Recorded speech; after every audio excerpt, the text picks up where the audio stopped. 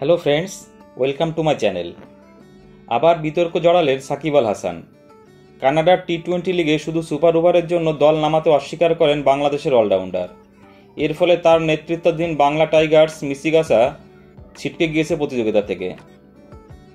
Canada টি-20 লিগে বাংলা টাইগার্সের অধিনায়ক সাকিব, তিনি চাননি এলিমিনেটর ম্যাচের ফলাফল শুধুমাত্র সুপার ওভারে নির্ধারিত হোক, তাই দল নামাতে অস্বীকার করেন তিনি।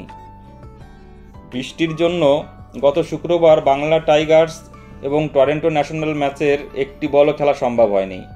কোনো কারণে খেলা বাতিল হয়, ফলে বাংলা টাইগার্সের দ্বিতীয় কোয়ালিফায়ার যাওয়ার কথা ছিল।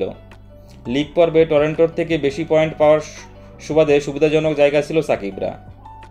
20 ওভারের ম্যাচে ভেস্তে যাওয়ার পর জয় বেছে নেওয়ার জন্য ম্যাচ রেফারি হঠাৎ সুপার ওভারের কথা জানান।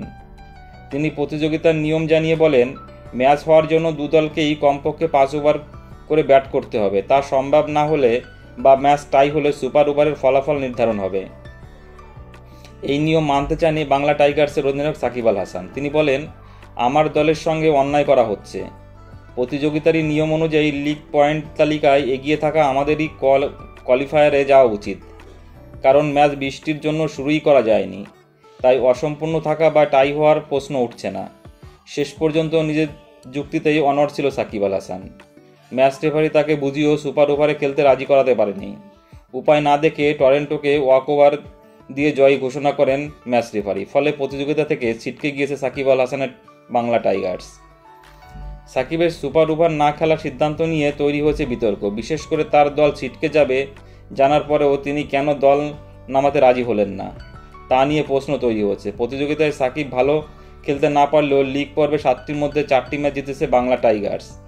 সুতরাং সাকিবের এই সিদ্ধান্ত নিয়ে বিতর্ক তৈরি হয়ে গিয়েছে, কারণ অতীতেও সাকিবের এরকম উদাহরণ আছে যা ক্রিকেটীয় মানসিকতার পরিপন্থী। শ্রীলঙ্কার সঙ্গে একবার এরকম হয়েছিল, তখনও সাকিবেরকে নিয়ে অনেক বিতর্ক তৈরি হয়েছে।